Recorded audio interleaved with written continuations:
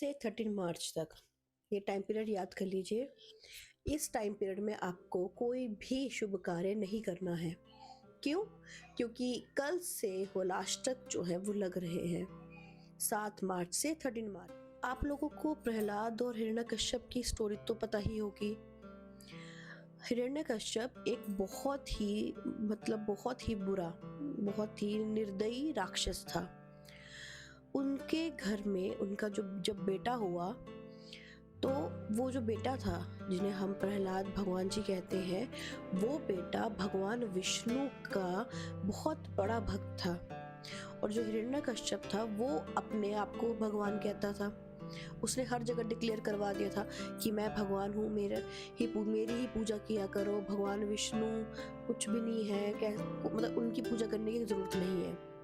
अब बहुत से जितने भी संत वगैरह थे जो उस टाइम पे पूजा करते थे विष्णु भगवान की, उसने उनको बहुत कष्ट दिया, कितनों को मरवा दिया, ठीक है।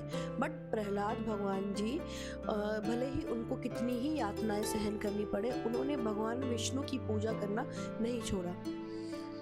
तो ये देख के ना हिरण्यकश्यप बहुत ज्यादा गुस्से में रहता था, बहुत ज्यादा फ्रस्ट्रेटेड रहता था कि बताओ मेरा ही बेटा जो है वो मेरे ही रूल्स फॉलो नहीं कर रहा है।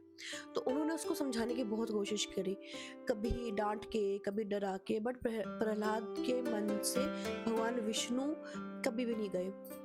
तो एट लास्ट क्या हुआ कि हिरण्यकश्यप ने सोचा कि ऐसे बेटे का क्या फायदा जो अपने पिता की बात ही नहीं सुन रहा है। तो वो, क्योंकि था तो वो राक्षस ही, तो उसने सोचा कि मैं मरवा दूंगा, मुझे नहीं चाहिए ऐसा बेटा।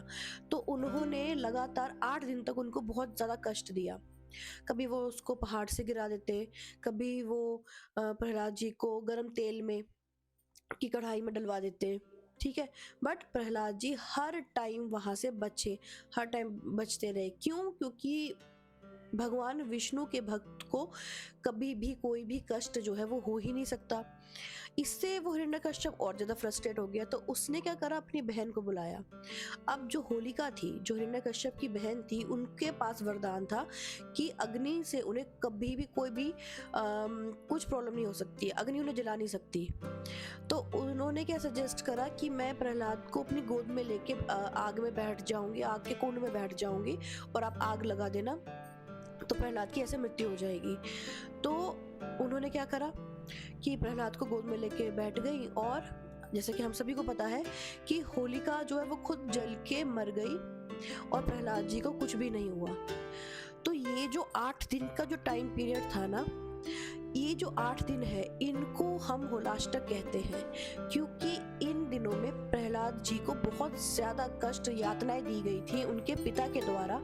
तो इसलिए ये दिन जो है वो हम लोग इन दिनों को शुभ नहीं मानते। तो इस दिन जो होता है वो कोई भी शुभ काम नहीं किया जाता। और ये कब होता है? ये आते हैं होली से 8 दिन पहले। तो ये टाइम पीरियड कब आ रहा है? 7 मार्च से 13 मार्च तक। तो इस दिन आपको कोई भी शुभ काम जो है वो नहीं करना है, कहीं की यात्राएं नहीं करनी, हो सके तो उसे अवॉइड कीजिए। और कोई भी आपको वो नहीं करना है, प्रॉपर्टी नहीं खरीदनी है, गाड़ी वगैरह नहीं खरीदनी है, कोई भी लीगल डॉक्यूमेंट वगैरह जो है वो आपको साइन नहीं करने हैं।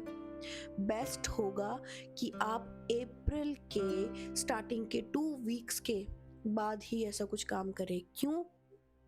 क्योंकि 29 मार्च को एक मेजर प्लानिटरी प्लेसमेंट्स जो है वो होने वाली है, बहुत बड़ी, बहुत ज्यादा बड़ी।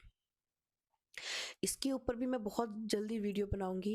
बट अभी आपको जो मेन टॉपिक है वो ये है कि कल से 13 मार्च तक आपको जो है वो बिल्कुल भी शुभ काम नहीं करना है, ठीक है।